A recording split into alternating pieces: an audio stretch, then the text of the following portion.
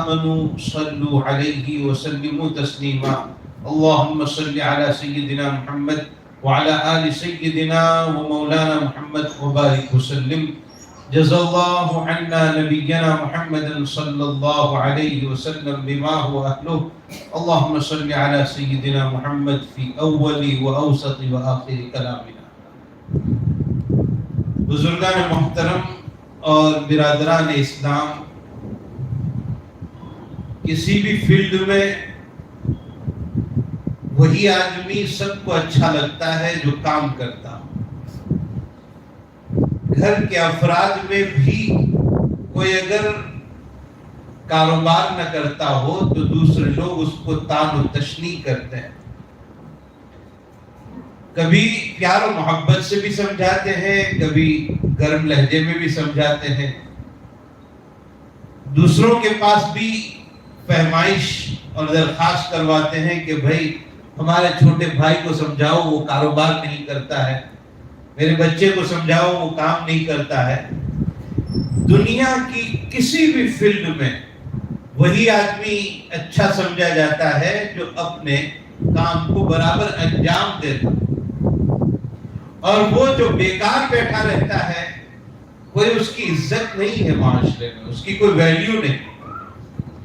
حق تعالی شانہ کے یہاں بھی ہم اگر کامیاب بننا چاہتے ہیں اور اللہ کی رضامندی اگر ہم چاہتے ہیں، اللہ کو راضی کرنا چاہتے ہیں، تو ہماری ذمہ داری ہے کہ جو کام حق تعالی شانہ نے ہمیں سپرد کیے ہیں ہم ان کاموں کی بجا آوری کریں، ہم ان کاموں کو بجا لائیں، تو انشاءاللہ اللہ تعالیٰ راضی ہوں گے.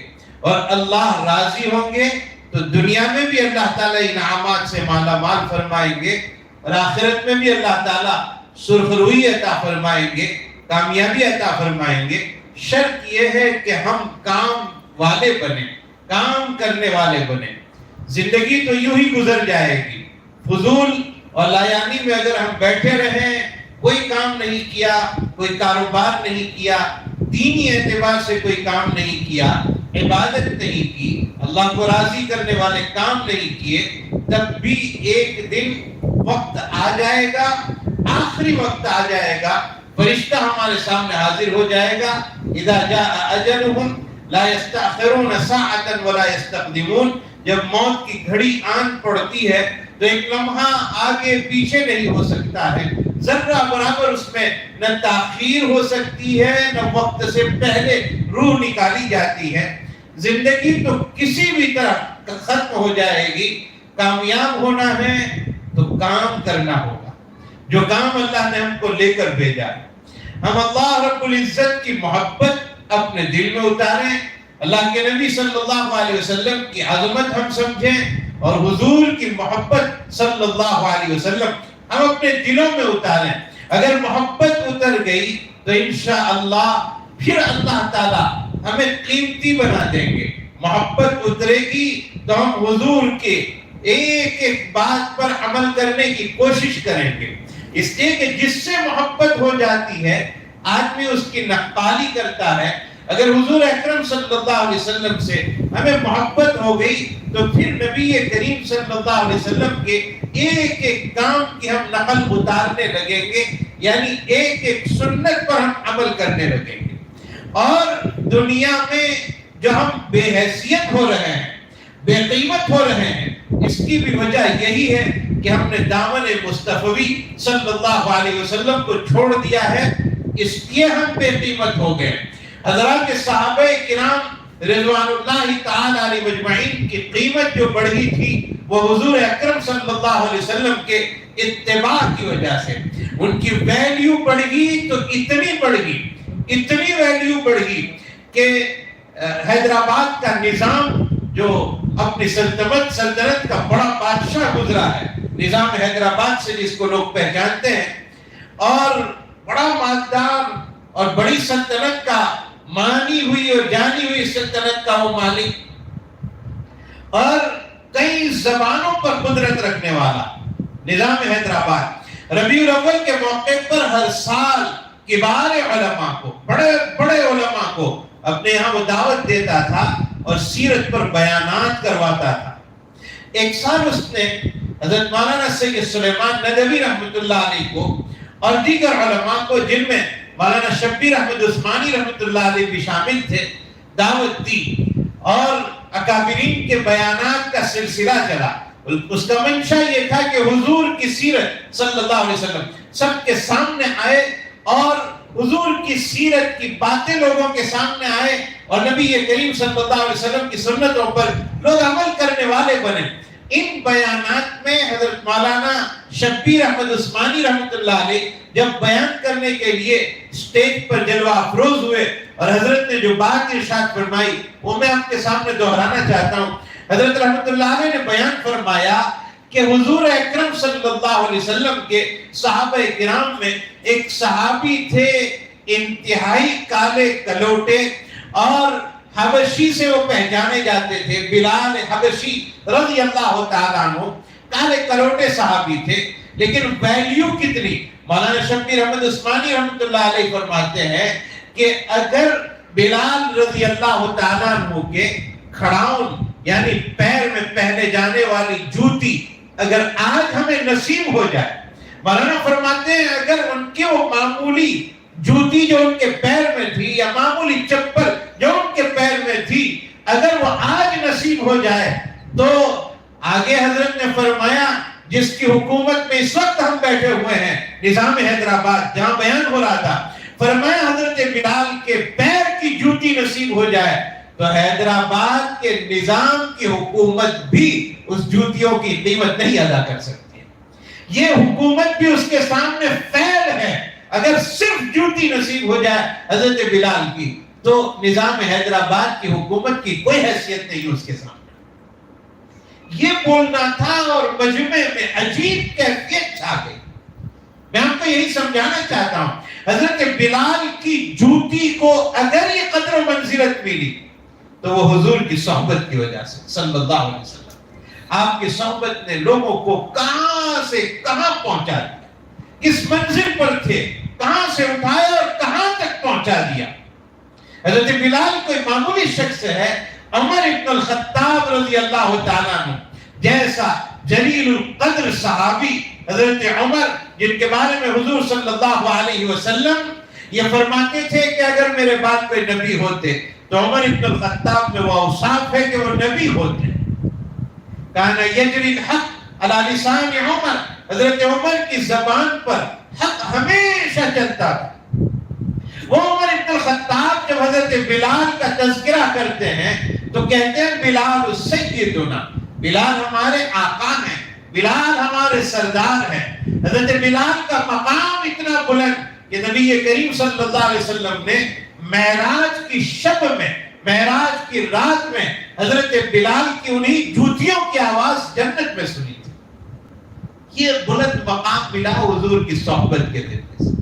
اللہ رب العزت نے وہ مقام عطا فرمایا، وہ مقام عطا فرمایا کہ دنیا ان سے ٹکر نہیں لے سکتی، دنیا ان کا مقابلہ نہیں کر سکتی۔ ان کی ایک ایک چیز قیمتی، کتنی قیمتی۔ ہمارے حضرت مولانا سید ابرار احمد صاحب دھولیوی نور اللہ مرقدہ فرماتے ہیں مدینہ منورہ میں ایک مرتبہ آگ لگ گئی اور آگ لگنے سے ایک کوہرام سا مچ گیا کہ آگ لگ گئی، شور مچ گیا۔ حضرت عمر امیر المؤمنین ہے، عمر بن الخطاب رضی اللہ تعالیٰ عنہ کو پتا چلا آگ لگی ہے۔ حضرت عمر نے ایک آدمی کو اپنے پاس بلایا، اپنا پیرہن اتارا، اپنا قمیص اتارا، فرمایا جاؤ آگ میں ڈال دو، آگ بجھ جائے گی۔ تو حضرت کا قمیص کرتا تو آگ میں جانے کے بعد اور زیادہ جلتا ہے، لیکن حضرت عمر بن الخطاب کی وہ چادر یا وہ قمیص، وہ لباس جب آگ میں ڈالا گیا تو آگ بجھ گئی۔ حضرت مولانا ابراز صاحب رحمۃ اللہ علیہ اس سے نتیجہ اخذ کرتے ہیں کہ اصل میں یہاں ٹکراؤ ہو رہا ہے۔ ایک دنیا کی آگ تھی جو جل رہی تھی اور چیزوں کو جلانے کا کام کر رہی تھی، اور ایک کپڑا تھا حضرت عمر بن الخطاب کا جو اس سینے سے لگ کر آیا تھا جس سینے میں نبی کریم صلی اللہ علیہ وسلم کی عشق کی آگ روشن تھی۔ حضور کی عشق کی آگ کے سامنے دنیا کی آگ کی کیا حیثیت ہو سکتی ہے؟ جیسے ہی وہ کپڑا آگ میں پہنچا وہ آگ بجھ گئی۔ تو یہ مقام ہوتا ہے اللہ رب العزت نے کیا مقام عطا فرمایا؟ مدینہ منورہ میں ایک مرتبہ زلزلہ آیا اور یہی عمر بن الخطاب رضی اللہ تعالیٰ عنہ پیر کی ٹھوکر اپنی زمین پر مارتے ہوئے کہتے ہیں اے زمین ٹھہر جا، تیرے سینے پر انصاف کرنے والا عمر کھڑا، اور وہ زلزلہ ختم ہو گیا۔ سمجھ میں بات آ رہی میرے بھائیو؟ یہ وہ مقام تھا، یہ وہ مرتبہ تھا جو اللہ رب العزت نے نبی کریم صلی اللہ علیہ وسلم کی صحبت کے نتیجے میں ان حضرات کو عطا فرمایا۔ بہرحال میں یہ عرض کر رہا تھا، ہم دنیا میں آئے ہیں، اللہ رب العزت نے ہمیں بھیجا ہے، کام لے کر بھیجا ہے۔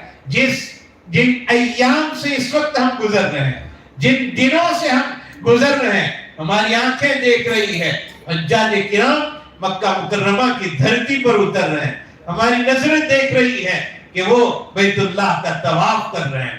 ایک عاشقانہ منظر ہے، دو چادروں میں لپٹے ہوئے افراد مکہ مکرمہ کی گلیوں میں ہیں، مطاف میں ہیں اور طواف کر رہے ہیں، چکر لگا رہے ہیں، اللہ کو تلاش کر رہے ہیں، اللہ کے ساتھ لو لگائے ہوئے ہیں، اور ایک عاشقانہ سفر کر کے مکہ مکرمہ پہنچے۔ تو ابھی قریب چند ہی دنوں میں یہ قافلہ جب پورا کا پورا مکہ مکرمہ پہنچ چکے گا اور ایام حج قریب آنے والے ہیں، اور کبھی کعبے میں، کبھی مینا میں، کبھی مزدلفہ میں، کبھی جو ہے کہاں تو کبھی کہاں، کبھی حلق کروا رہے ہوں گے، کبھی رمی کر رہے ہوں گے، اور کبھی طواف زیارت، اور کبھی کیا تو کبھی کیا، اور پھر مدینہ منورہ کا سفر، یہ ایک عشق کا بھرا ہوا سفر۔ یہ ایام حضرت ابراہیم کے وہ عاشقانہ زندگی کو یاد دلاتا ہے کہ حضرت ابراہیم علیہ السلام نے کیسے کعبے کو آباد کیا، کیسے قربانی کا منظر پیش کیا۔ حضرت ابراہیم علیہ السلام کی پوری زندگی، پوری حیات مقدسہ، پوری حیات طیبہ اگر ایک جملے میں سمجھنا ہو تو اس طرح سمجھیے کہ حضرت ابراہیم کی پوری زندگی صرف اسی کا نام تھا، اے اللہ آپ کا جو حکم ہے وہ میں کرنے کے لیے تیار۔ آپ حکم فرمائیں، کیا حکم ہے اللہ؟ اللہ نے حکم دیا وطن چھوڑ دو، چھوڑ دیا۔ اللہ نے حکم دیا فلاں جگہ جاؤ، چلے گئے۔ اللہ نے حکم دیا بیوی بچے کو چھوڑ دو، چھوڑ دیا۔ اللہ نے حکم دیا بچے کے گلے پر چھری چلاؤ، چلانے لگے۔ ساری زندگی حضور حضرت ابراہیم علیہ السلام کی یہی ہے کہ اللہ آپ کا غلام ہوں میں، جو حکم آپ کا آ جائے میں وہ ادا کرنے کے لیے تیار ہوں۔ جب جو حکم آ جائے، جس طریقے کا حکم آ جائے میں وہ کرنے کے لیے تیار۔ میرے بھائیوں، ہمارا مزاج کیا بن چکا ہے آج؟ ہمارے کانوں میں مسجد سے اذان کی آواز آتی ہے، ہم جلدی سے مسجد میں آنے کے لیے بھی تیار نہیں ہوتے۔ حضرت ابراہیم بیٹے کے گردن پر چھری چلا رہے ہیں اور ہم اذان کی آواز پر اپنے کام میں لگے ہوئے ہیں، اپنے کاروبار میں لگے ہوئے ہیں، اپنی باتوں میں لگے ہوئے ہیں، اپنی محفلوں میں لگے ہوئے ہیں، اپنی چوپالوں میں لگے ہوئے ہیں، اپنے وہی چائے اور ناشتے میں لگے ہوئے ہیں۔ اگر ہم سے اذان کی آواز سن کر مسجد کی راہ ہم اختیار نہیں کرتے تو ہم کس کام کے ہیں مسلمان؟ حضرت ابراہیم علیہ السلام کی پوری حیات طیبہ میں کیا سبق ہمیں ملتا ہے، کیا بات ہمیں ملتی ہے؟ ہمیں اس کے اوپر ایک دھیان دینا چاہیے، غور کرنا چاہیے، بہت سوچنا چاہیے کہ حضرت ابراہیم علیہ السلام نے کیسے زندگی گزاری۔ سب سے بنیادی سبق حضرت ابراہیم کی حیات سے جو ملتا ہے وہ اللہ کی محبت کا، کہ اللہ کی محبت کے لیے سب کچھ قربان۔ سب سے بڑی بات، اللہ کی محبت کے لیے سب کچھ قربان۔ ہماری زندگی کب کامیاب ہو سکتی ہے، کب ہم اچھے بن سکتے ہیں؟ میں نے پچھلی جمعہ میں ولن میں ایک بات کہی تھی کہ تقویٰ کسے کہتے ہیں، یا بھی نکاح کے موقع پر ایک بات میں نے کہی تھی، تقویٰ کسے کہتے ہیں؟ تقوی کی ڈیفینیشن اگر ہم سمجھنا چاہیں کسے کہا جائے تقویٰ، میں آپ کو ایک موٹے سے لفظوں میں تقوی کا مفہوم سمجھانے کی کوشش کرتا ہوں۔ میں اور آپ کسی گناہ کے لیے قدم اٹھائیں، ہمارا ارادہ ہو کہ فلاں جگہ جانا ہے، گناہ کا کام کرنا ہے، اور اسی وقت اگر میرے دل میں خیال آ جائے کہ یہ اللہ نے منع کیا ہے، یا اگر دل میں خیال نہیں آیا، ہمارے کسی بھائی نے آ کر بتلایا جہاں تم جا رہے ہو وہ گناہ کا کام، اللہ دیکھ رہا ہے، اللہ دیکھ رہا ہے، اللہ دیکھ رہا ہے کا مسئلہ اگر سمجھ میں آ جائے اور ہم رک جائیں کہ بھئی اللہ دیکھ رہا ہے، یہ کام گناہ کا ہے، اللہ نے منع کیا ہے، اور ہم رک جائیں، یہی تقویٰ، یہی ڈر اللہ کا، اسی کو تقویٰ کہا جاتا ہے۔ سیدنا موسیٰ علیہ نبینا علیہ الصلوۃ والتسلیم کے زمانے میں ایک عورت تھی، بڑی بدکار عورت، بہت بدکار، بڑی گناہگار، بڑی خطا کار، اور اس وقت کے بڑے بڑے رؤساء اور مالداروں کے ساتھ اس کے تعلقات تھے، اپنا جسم فروشی کا وہ کام کرواتی تھی، زنا خوری کرتی تھی، منہ کالا کرتی تھی، بڑے بڑے مالداروں سے اس کا تعلق تھا، ہر کوئی اس کے پاس جاتا تھا، پیسہ دیتا تھا، اپنا منہ کالا کرتا تھا۔ ایک مرتبہ ایک نیک بندہ، میں ایک خاص بات آپ کو سمجھانے کے لیے یہ بات سمجھا رہا ہوں، ایک اللہ کا نیک بندہ جس کا وقت عبادت میں گزرتا تھا، اللہ کی رضامندی میں گزرتا تھا، وہ اس کے محل کے پاس سے گزر رہا ہے۔ اس نے بڑے پیسے اس عورت نے جمع کر لیے تھے، بڑا سا محل بنایا تھا، اور اس محل میں اپنا ایک تخت بنایا تھا، اور اس تخت پر وہ تیار ہو کر بیٹھتی تھی بدکاری کے لیے۔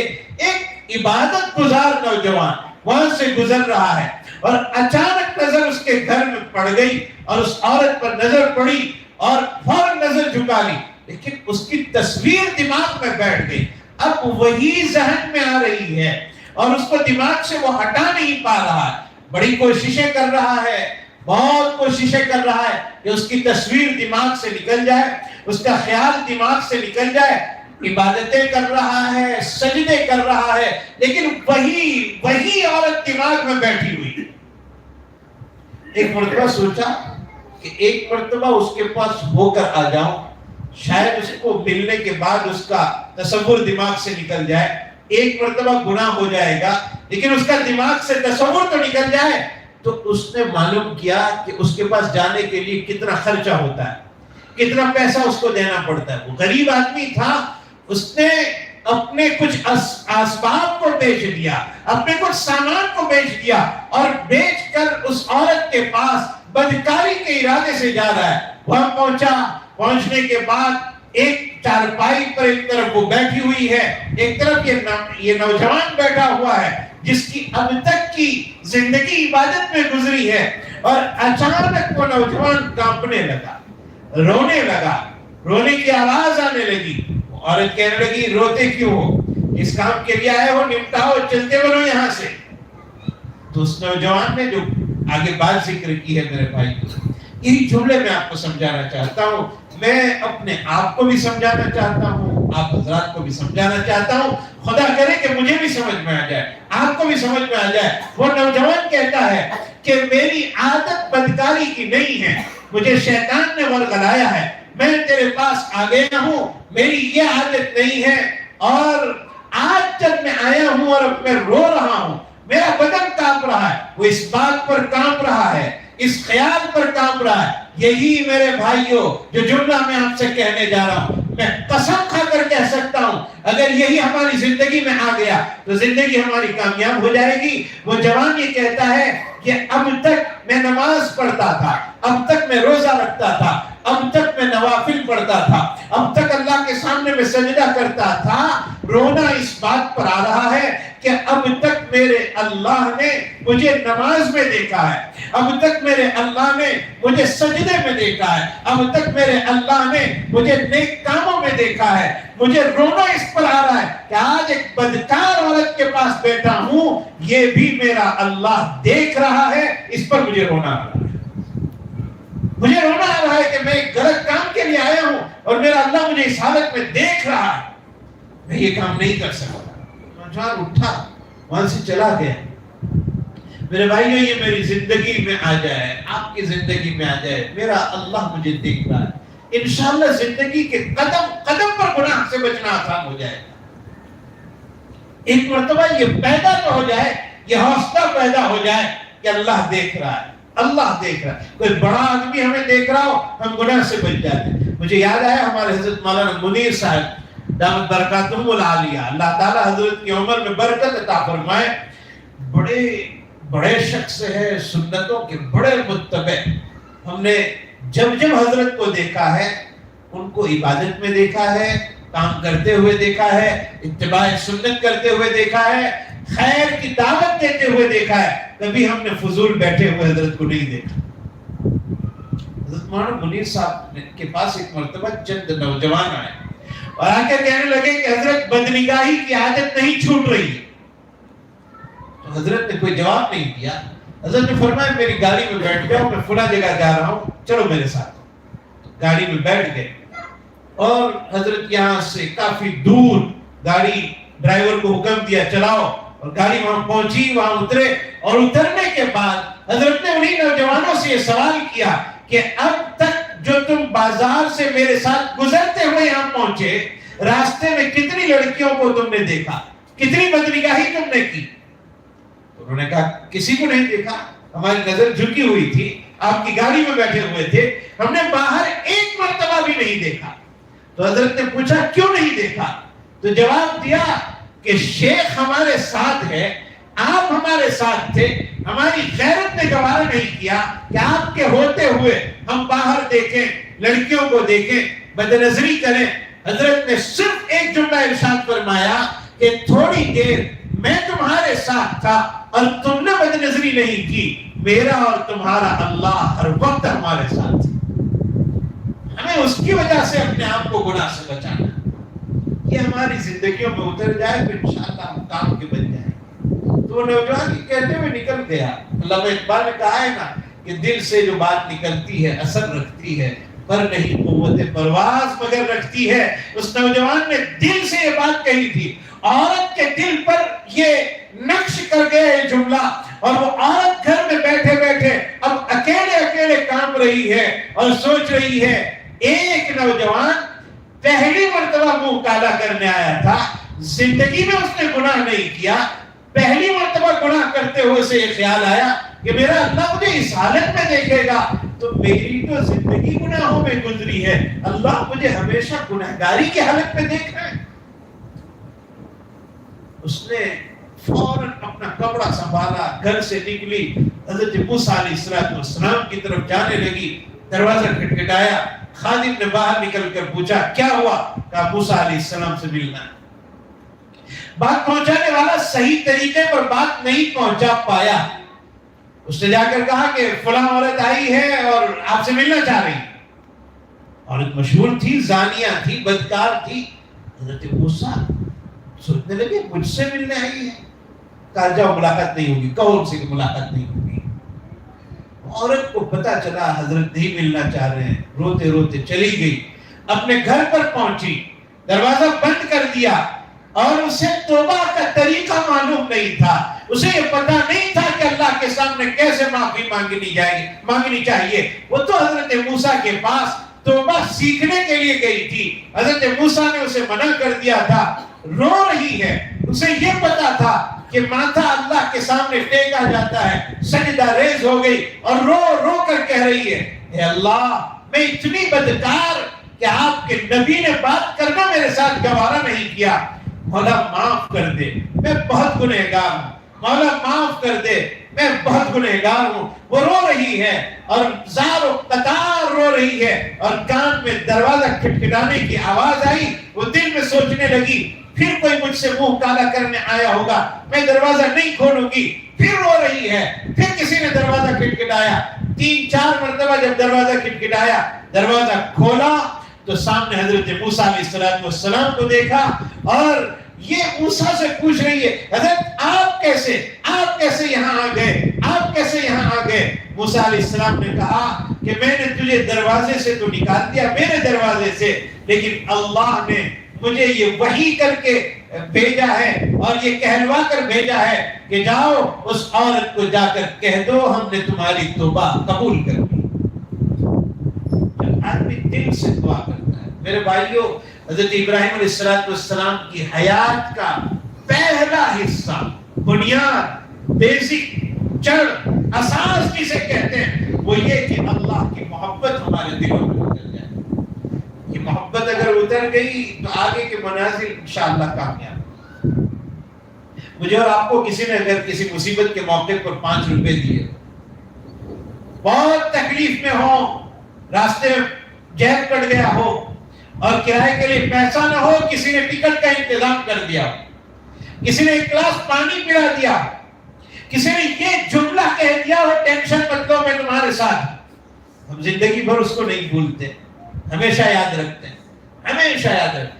اپنے گھر کی شادیوں میں پہلے اسے دعوت دیتے ہیں کہ یہ میرا محسن ہے، اس نے مصیبت کے وقت میں میرا ساتھ دیا ہے، اور میرے بھائیوں کسی کے 5 روپے دینے پر، کسی کے 1 گلاس پانی پلانے پر، کسی کے ایک محبت بھرے جملے کہہ دینے پر ہم اس کے اگر فریفتہ ہو جاتے ہیں تو وہ اللہ جس نے ماں کے پیٹ میں ہمیں پیاسا نہیں رہنے دیا، ماں کے پیٹ میں کبھی بھوکا نہیں رہنے دیا، اور پیدا ہونے کے بعد جب کچھ کھانے پینے کی طاقت نہیں تھی تب ماں کی چھاتی سے دودھ دیا جس میں سارے وٹامنز موجود ہے، اور جب ہم چلتے پھرتے نہیں تھے ماں کے محبت عطا کی، ماں کے دل میں محبت پیدا کر دی، باپ کے دل میں محبت پیدا کر دی، وہ ہر اعتبار سے ہم کو دیکھتے رہے۔ جب ہم چلنے پھرنے لگے اللہ نے نعمتوں سے مالا مال کیا۔ جس اللہ نے ایک ایک لمحے میں ہزاروں نعمتیں عطا کی ہو، ہم اس اللہ کو کیسے بھول کر اپنی زندگی گزارتے ہیں؟ کیسے ہم نے اس رب کو بھلا دیا؟ اللہ نے کیا نہیں دیا ہمیں، ہر نعمت سے نوازا ہے، اور ہم اللہ کو بھول کر چل رہے ہیں۔ میرے بھائیوں یہ نمک حرامی ہے، یہ بہت بری بات ہے کہ ہم اپنے رب کو بھول کر چلیں۔ میں یہی عرض کرنا چاہتا ہوں، حضرت ابراہیم علیہ السلام اپنا سب کچھ نچھاور کرنے کے لیے تیار ہے ایک اللہ کے نام پر، ایک اللہ کے نام پر۔ حضرات صحابہ نے اپنا سب کچھ قربان کر دیا ہے ایک اللہ کے نام پر۔ تو یہ پہلی بات ہے حضرت ابراہیم کی زندگی کی۔ دوسری بات یہ ہے کہ حضرت ابراہیم علیہ السلام نے کتنی ہی ان کی زندگی میں مقابلے ہوئے، بادشاہ وقت نے آپ کو پریشان کیا، آپ کے باپ نے آپ کو گھر سے نکال دیا، کتنے ہی کٹھن حالات آئے، سب سے پہلی نظر اگر آپ کی کسی کے اوپر رہی تو وہ اللہ کی ذات، اللہ میرا کارساز، حسبنا اللہ ونعم الوکیل۔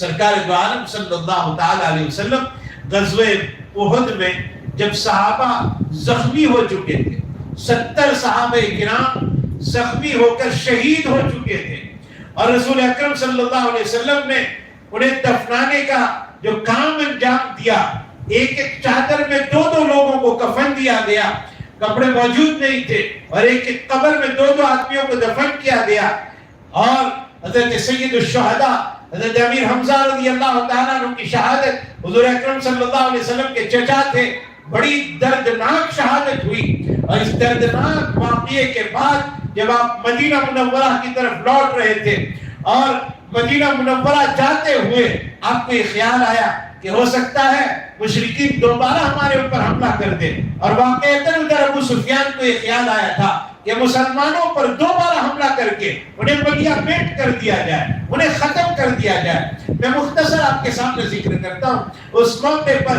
سرکار دو عالم صلی اللہ علیہ وسلم نے صحابہ سے کہا تھا چلو پھر ہم ابو سفیان کی طرف نکلیں، اور صحابہ تیار ہو گئے تھے، اور آپ صلی اللہ علیہ وسلم، خیر اس کے بعد تو لڑائی اس وقت ہوئی نہیں، بعد میں ہوئی ہے، غزوہ خندق کے موقع پر ہوئی، لیکن اس موقع پر ابو سفیان نے ایک جملہ کہلوایا تھا کہ جاؤ محمد کو جا کر کہنا کہ ہم تمہیں بٹھا کر رکھ دیں گے، ہم تمہیں ختم کر کے رکھ دیں گے۔ اس موقع پر سب سے پہلا جملہ میرے آقا سرکار دو عالم صلی اللہ علیہ وسلم کی زبان مبارک پر آیا تھا، وہ یہ کہ حسبنا اللہ ونعم الوکیل، اللہ ہمارا کارساز، ہم کسی سے نہیں ڈرتے، اللہ ہمارا کارساز۔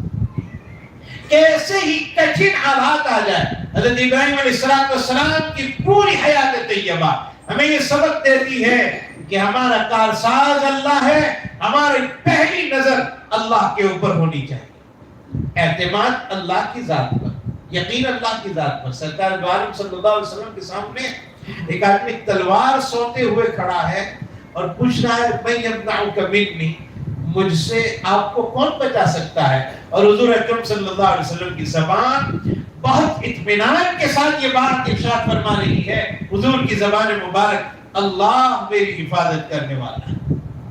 اور وہ آدمی کانپ گیا، تلوار ہاتھ سے چھوٹ گئی۔ تو سب سے پہلی نظر اللہ کی ذات پر، حضرت ابراہیم کی زندگی کے ہر موڑ پر کیسے ہی کٹھن حالات آ گئے، اللہ کی ذات پر حضرت ابراہیم نے نظر رکھی۔ اور ایک بات کا یہ بھی پتہ چلتا ہے کہ نیک کام کرنے کے لیے جب دعوت دی جائے، نیک کام کی طرف لوگوں کو بلایا جائے اور لوگوں کو بلا کر یہ کہا جائے آؤ نماز کے لیے، آؤ نیک کام کے لیے، آؤ خیر کے کام کے لیے، اس میں ہمیں چاہیے کہ سب سے پہلے شروعات ہم اپنے گھر سے کریں، اپنے گھر سے۔ میرا بیٹا نماز نہیں پڑھتا، میری ذمہ داری ہے، کلکم راع وکلکم مسئول عن رعیتی۔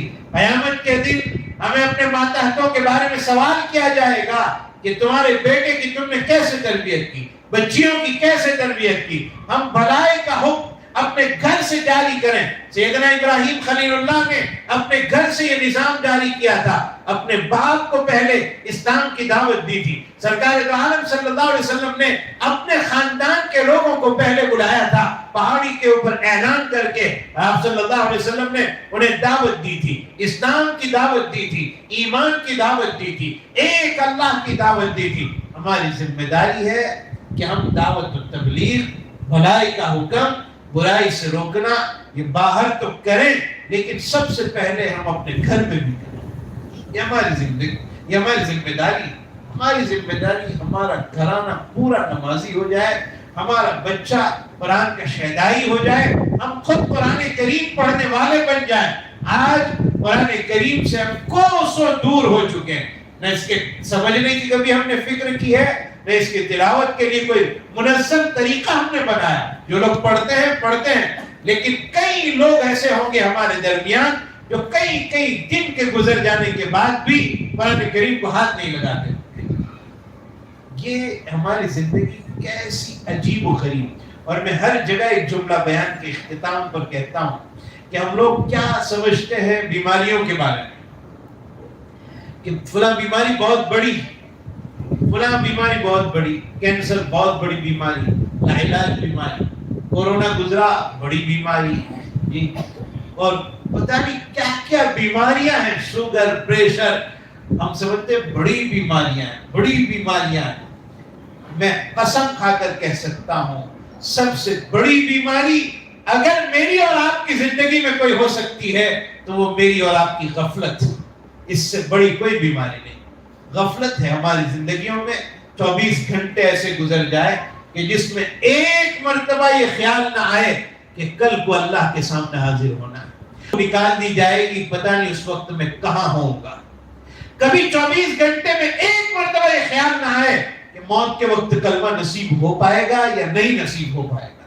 24 گھنٹے میں اگر ایک مرتبہ یہ خیال نہیں آئے کہ منکر نکیر کو میں جواب دے پاؤں گا یا نہیں جواب دے پاؤں گا، قبر میں کیا ہوگا میرا، اور زندگی کے 24 گھنٹے میں ایک مرتبہ اگر یہ خیال نہ آتا ہو کہ میدان محشر میں صحابہ اور حضور کھڑے ہوں گے، میرے ماں باپ کھڑے ہوں گے، میرے رشتہ دار کھڑے ہوں گے، ہمیں پڑھنے پڑھانے والے کھڑے ہوں گے، اس وقت اگر ہم جواب نہیں دے پائے، اور اللہ یہ فرماتے ہیں کہ ہم قیامت میں ساری چیزوں کو حاضر کر دیں گے، گناہوں کے دفاتر حاضر کر دیں گے، اور ایک فلم چل پڑے گا کس نے کیا گناہ کیا سب کے سامنے آ جائے گا۔ ہمیں کبھی خیال اگر 24 گھنٹوں میں یہ نہ آتا ہو کہ اس وقت ہمارا کیا بنے گا تو ہماری زندگی بیکار ہے، کسی کام کی نہیں۔ فکر پیدا کرنے کی ضرورت ہے۔ میں کوئی تقریر نہیں کر رہا ہوں، میں بیان کر رہا ہوں، میں اپنا درد سنا رہا ہوں، اور اسی لیے حاضر ہوا ہوں کہ فکر مجھ میں بھی پیدا ہو جائے، فکر آپ میں بھی پیدا ہو جائے، فکر آخرت بہت بڑی چیز ہے جس کے اندر آ جائے۔ حضرت حسن بصری رحمۃ اللہ علیہ کا چہرہ ایسا تھا کہ جب بھی کسی نے دیکھا ہے حضرت حسن بصری کو تو اس حالت میں دیکھا ہے کہ ان کے چہرے کو دیکھ کر ایسا لگتا ہے کسی عزیز ترین رشتہ دار کے انتقال کے بعد ان کو دفنا کر آ رہے ہوں گے۔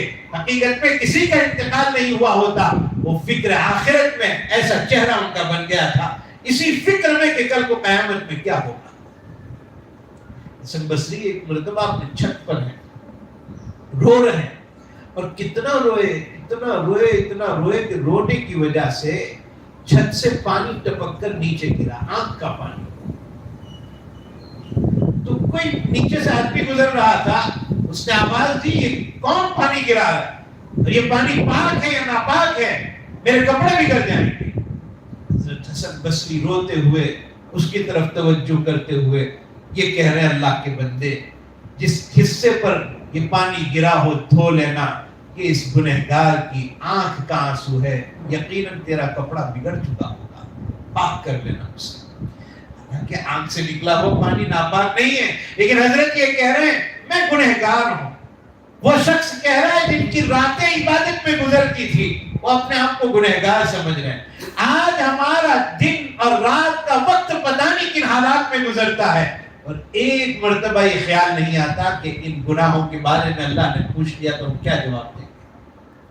میرے بھائیوں، تقریریں بہت ہو چکی، بہت بیانات ہو چکے، اور ہم بہت سن چکے موبائل کے ذریعے سے، اور آمنے سامنے لائیو اور بالکل مشافہتاً ہر چیز ہمارے سامنے ہے، اور کئی چیزیں تقریر کی ایسی ہے جو سب کو یاد بھی ہو چکی ہے۔ کوئی واقعہ پھر مقرر شروع کرے تو وہ سامعین کو پہلے سے پتا ہوتا ہے کہ اب یہ بیان ہوگا، لیکن اثر نہیں ہو رہا ہے۔ ہم نے صرف اس لیے کہ یہ تو وقت ہے مولانا بیان کرتے ہو گیا، اللہ کے واسطے اپنے دل میں اتارو، اپنے دل میں فکر پیدا کرنے کی ضرورت ہے۔ ایک نہ ایک دن چلے جائیں گے، انتقال ہو جائے گا، اللہ تعالیٰ پوچھیں گے، اللہ کے سامنے حاضر ہونا ہے۔ یہ ساری چیزیں اگر ہماری زندگی میں آ گئی تو انشاءاللہ ہماری زندگی کامیاب ہے۔ حضرت ابراہیم کی زندگی کا ایک ایک لمحہ ہمیں یہ بتاتا ہے کہ اللہ والے بن کر ہم زندگی گزاریں۔ اللہ ہمیں ان سبھی باتوں پر عمل کرنے کی توفیق عطا فرمائے، اللہ اپنی محبت عطا فرمائے، اپنے حبیب سرکار دو عالم صلی اللہ علیہ وسلم سے سچا عشق نصیب فرمائے۔ یہ دعا ازمن و ازمن اللہ آمین۔ بعد آخر دعوانا